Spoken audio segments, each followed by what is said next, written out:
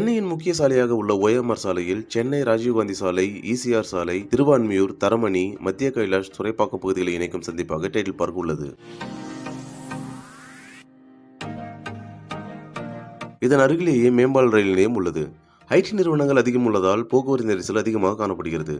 இந்த title park signal சந்திப்பை கடக்க குறைந்தபட்சம் சாதாரண நேரங்களில் 10 நிமிடங்கள் வரை ஆகும். அதே நேரத்தில் பீக் ஹவர்ஸில் 15 நிமிடங்கள் முதல் 20 நிமிடங்கள் வரை காத்திருக்க வேண்டும். இதனால் வாகனங்கள் நீண்ட தூரம் அணிவகுத்து கடும் போக்குவரத்து நெரிசல் ஏற்பட்டு வருகிறது.